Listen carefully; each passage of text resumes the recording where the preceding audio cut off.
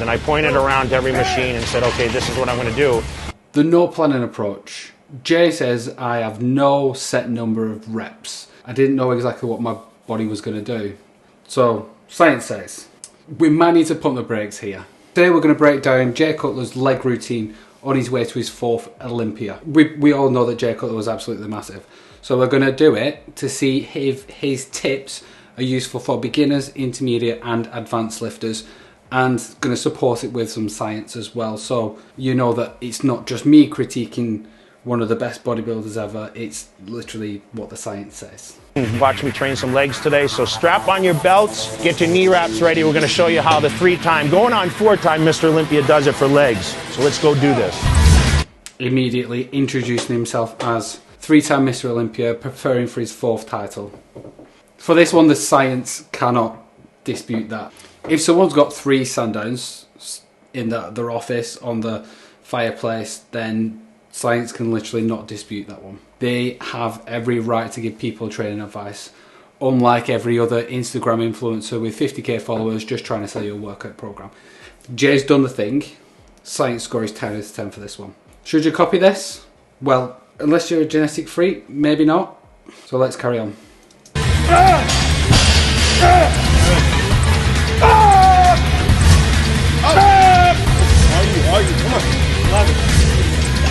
It's tough. Legs are tough. No one wants to train them, man, but I look forward to my leg workout every single week because these last few weeks, this is my favorite part of training for the year. Like everyone else is suffering right now. So Jay says legs are tough. No one wants to train them. I look forward to my leg workout every single week. The science says, finally someone admits what we all know. Research shows that leg training produces massive hormonal responses and central nervous fatigue. Jay's not being dramatic here. Leg workouts literally stress your entire system more than any other training. The science score is 8 out of 10. Should you copy this? Yes. If you're one of those people that does chest 3 times a week and your legs are looking like toothpicks, you've never trained your calves since you've been in the gym, Jay literally just call you out. If you ever seen Jay Cutler's legs, then you know why you need to train legs. When you are training legs, legs should be priority. So listen to him. Now, and I'm suffering, but it's really enjoyable for me to be in Las Vegas and be able to train in my home gym. Last year I shocked the bodybuilding world with my leg development and conditioning. This year it's to the next level. So in order to come to the Mr. Olympia and win another title, which I'm absolutely confident I can do, it takes this kind of training, in this kind of atmosphere, this kind of heat to do what I do, to be the best.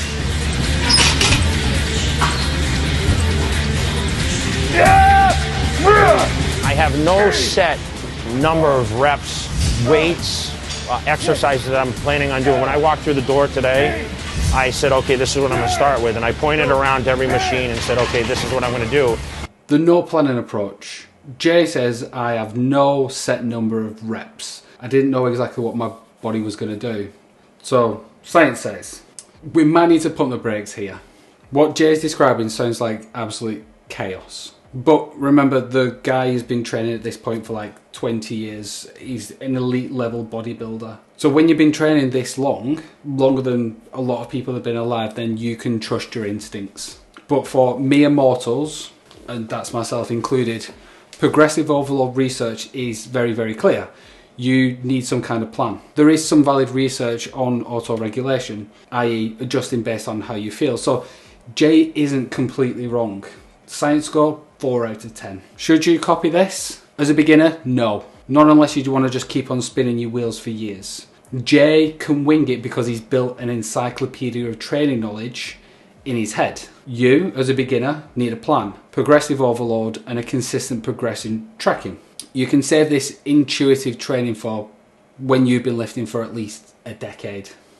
But I didn't have any idea, as I got to that exercise and how I felt it. I didn't know what exactly my body was going to do.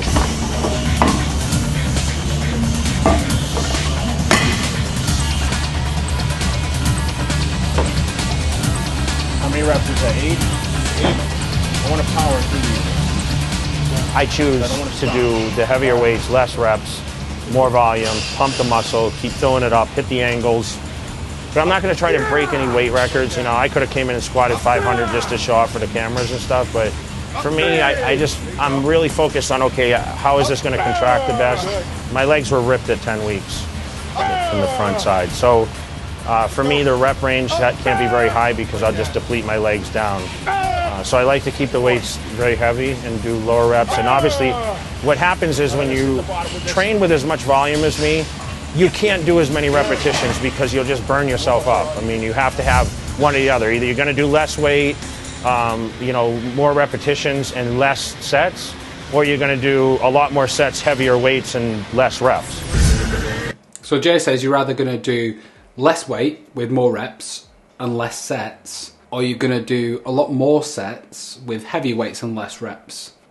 The science completely backs Jay up. He just perfectly described volume equated training, which is backed by an absolute ton of research. Like Schoenfeld's studies show that as long as you match total volume, you can build muscle with heavy weights and low reps, or light weights with high reps. And it's actually brilliant advice that most people just completely miss. Should you copy this?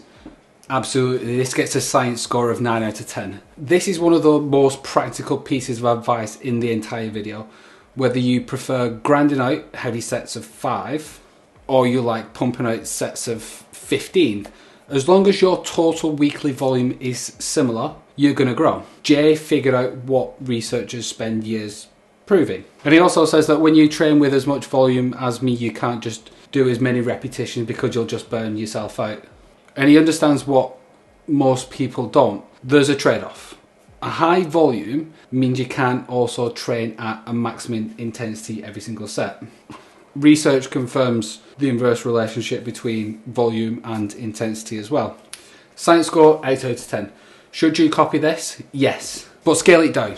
Jay Cutler did 20 to 30 sets per body part, and legs especially. You don't need that much. You can start your weekly volume at like 5 sets as a complete beginner and then work up gradually from there. But the principle is gold. The execution needs to match your experience level. System, the way it works now. I train by myself. I have, you know, my friends here helping me, part of my team, giving me that extra push, you know, which is a huge benefit for me. What we do is we try to film the training and we film the sets and the reps, and what I do is I go back and I almost watch it like a game tape and say, okay, how can my form be a little better? And as you noticed, I had him watch my form a little bit, and I say, okay, I'm going to take this one down to here. Most importantly on legs is the depth that I go and the speed that I travel through the repetitions, because I want to fire the quad. So this is useful. He says that we film sets and go back and watch it like a game tape and say, like, okay, how can I make my form a little bit better? The science confirms that this is pure gold. Motor learning research shows that video feedback dramatically improves technique and the movement quality. He's treating his training like a professional sport, and most people that go to the gym just wing it and just hope for the best. If you don't train with someone, you're never going to know how good your form is. So this gets a science score of 9 out of 10. And should you copy this? Yes. Record your lifts. Be the dick in the gym with the tripod. You know, especially if you do squats and deadlifts, and you'll be shocked how you think your reps look versus what they actually do look like. And this is like one of the most actionable pieces of advice in the entire video. If your reps look like absolute shit, then you're going to need to lower the weight. You're going to need to do more reps to then hit failure, and it just makes sense. Don't waste time ego lifting. Lift properly. I have someone there to watch it. You know, there's a lot of arcs and angles and whatnot that I have, so, you know, okay, watch this. So beneficially, it's good to have someone there that will watch that, and him being behind the camera all the time, that he's seen all this stuff before, so he's just not some random guy that just comes in and says, okay, I'm going to pick up your weights and do all this stuff. He actually knows what my system is. You know, he's been training with me for 2 years almost, so I just think I have an advantage doing it that way. All right, stay with me now. I got you. Go. Yep. Good. I stay covered up when I do legs, actually. I don't. Jay said that the most important on legs is the depth that he goes to and the speed that he travels through those reps. The science says that Jay just gave some very, very scientifically sound advice. There's multiple meta-analysis that prove that full range of motion destroys partial range of motion for both strength and muscle growth. This is literally non-negotiable if you want results. The science score is 10 out of 10, and should you copy this? Yes, unless you're an idiot. This should be like when you go to the gym for the first time and like you get a tattoo, just like full range of motion. Like full depth on squats with controlled tempo, feeling the muscle work through the entire range, because the obsession with full range of motion is exactly why Jay Cutler had the size of legs that he did. So if you take one thing from this video, just make sure that that is the one. I never show my legs to myself anymore when I train, because I almost play this mind game with myself, and I try to, you know, picture my legs, and when I can't see them, it seems like I can work them better. So it's kind of, you know, you learn these things, these little tricks and traits over the years. I'm never satisfied, so, you know, I just keep them under wraps. And the weird leg covering thing, Jay says that he stays covered up because he can't see them. It's like, it makes him feel like it's working better, but this is fairly odd. The science says that this is odd too. So most motor learning research shows that visual feedback actually helps performance. I remember hearing that like Arnold Schwarzenegger had super weak calves, so he just made it obvious to everyone that they were super weak, so it encouraged him to get bigger and do more. And I personally think that that's why they've got mirrors in the gym at all times and you see people flexing, because that feedback is what helps completely. There might be something more internal with Jay, and it seems more psychological than scientific. So science score 3 out of 10. Should you copy this? You do whatever you want. This is, you want to cover your legs while doing legs, that's fine. You want to get them out? Cool. when I reveal it all on the 24th of September, it's going to shock even me, you know? That's the whole plan. Good, okay, yeah. When you have that much blood, I worry about the cramping, and especially now with as much water as that came out of me today. I'm drenched. I drank a lot when I train, but I get very dehydrated after my workouts, so I'm worried about cramping and you know, fatigue. I mean, when This is potentially dangerous for some people. Jay says that he gets dehydrated during his workout, so he's worried about cramping and fatigue. This is where we need to separate contest Jay from training advice Jay. The research is very, very crystal clear on this one. Dehydration kills performance, it increases injury risk, and it might even ruin your recovery. Should you copy this? No. Jay's doing this because he's weeks out from a bodybuilding show where he's making sure that he doesn't hold any water and that his body is adapted for when he hits the stage. He needs to be peeled no matter what. For normal humans trying to build muscle and strength, stay hydrated. And he says that he drinks a lot of water. To stay hydrated, you need electrolytes. So salt, potassium, magnesium. Get them in. Make sure that you balance that with your water if you're drinking so much of it. I was standing there, I was almost falling over because I'm just tired, man. I just did hamstrings and quads, and I mean, I always say, you know, you want to stumble out of the gym after doing legs, and people laugh and they say, you know, good joke. And I'm like, it's not really a joke, you know. It's stumbling out philosophy. Jay says that you want to stumble out of the gym after doing legs, and that is how you know you've got a professional bodybuilder, and that's how you know you're watching them. But the science says that the research on training to failure is mixed. Some studies show that benefits for advanced trainees, others show that you can get similar results by stopping a few reps short of complete failure, and you'll get better recovery from that. The science score 5 out of 10. Should you copy this? Be smart. Jay can obviously recover from a lot of volume because he's got elite genetics, perfect nutrition, a lot of food, and probably sleeps like 10 hours a night. If you can't balance that with your training and you're always fatigued, then you should not do that. Train hard, because that is what is the key driver of hypertrophy, but don't destroy yourself. If you've got work tomorrow, or if you've got 2 kids at home that you need to make sure get on bed on time. That's how, you know, a professional bodybuilder actually trains. I mean, When I leave the gym, this is my only weight workout of the day. You know, I do 2 cardio sessions around this weights, and I just really want to get the best workout I absolutely can. I would probably never recommend doing this much. This is 19 years of training. You can look at the exercises I did, and you just scale back on the volume some. The rep range is okay, the weights are okay. I mean, there's gonna guys that can do more weight than me, that's fine. This is pure wisdom. Jay says, I would probably never recommend doing this much volume. Scale back on the volume. And he's acknowledged that his methods are not for everybody. And research has confirmed that training volume tolerance increases with experience. Science score 10 out of 10. Perfect, bang on. This is the most important thing that Jay says. He's giving you permission to be reasonable.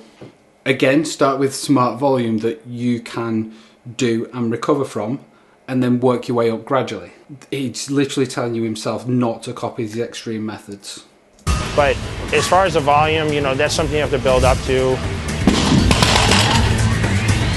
People recognize Jay Cutler MuscleTech. No one supports the NPC, the IFBB shows, all the foreign expos like MuscleTech does. They just commit so much time and effort, experience, research to give back to the community of bodybuilding, and that goes for the supplements. We have the best line of any bodybuilding supplements probably in the world. 7, 8, 9, 10.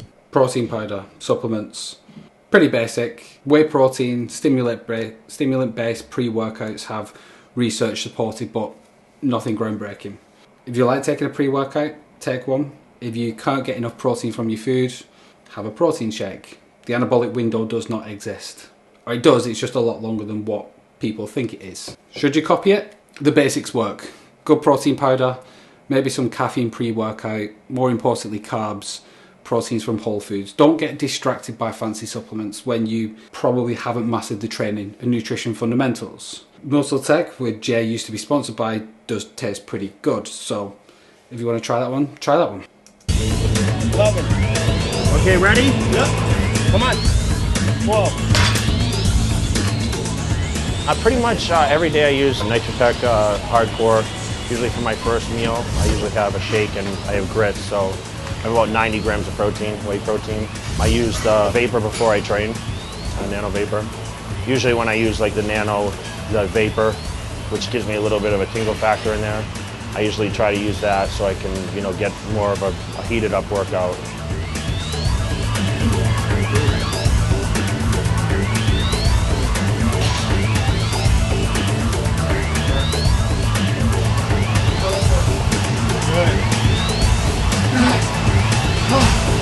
Go 10. Today was a pretty strong day for me. Today was, you know, I was feeling good, and the thing is I walked in this gym and I'm like, I gotta do legs today. I'm feeling depleted. You know, I'm down, you know, 10 pounds in a week pretty much in weight. And, you know, I'm really starting to suck the water out now for the show. And so there you go, there's the context of why he feels dehydrated and why that you shouldn't and take electrolytes. He says that he's 10 pounds down in a week and he's really starting to suck water out for the show. The science explains everything. So Jay is training under extreme contest prep, something that 99.99% of people will just never experience, and probably hospitalized normal people. Everything he's doing now has to be viewed through that lens of, I'm going to step on stage and I need to be probably the most unhealthy he's ever been in his life while showing people his muscles, which doesn't really make sense, but it does if you watch it. Should you copy it? Unless you're 3 weeks out from a bodybuilding show, ignore the extreme stuff. He's operating under conditions that prioritize aesthetics over the performance or the health. Over the years, Jay Cutler, 19 at this point, has built one of the best physiques in history. So when he talks, you should listen. But you need to separate the gold from the contest prep extremism. What should you copy? Prioritize your legs. So literally just stop being soft and stop skipping them. Full range of motion through all exercises. That means stop ego lifting. Film your lifts to improve your technique. Understand your own volume versus intensity trade-off. Start with reasonable volume and progress gradually. More importantly, what to not do. Don't train without a plan unless you've got 19 years of experience, like Jay. Do not dehydrate yourself unless you're going to do a bodybuilding show. And don't train until you literally can't walk. And then covering your muscles, like that one's debatable. You do whatever you want to do on that one. Like Jay Cutler is a legend because he figured out what worked for himself, his genetics, his situation. Your job is to take the scientific principles and apply them to your own training, your own life. He's given you the blueprint, so build your own version of it. It's that simple.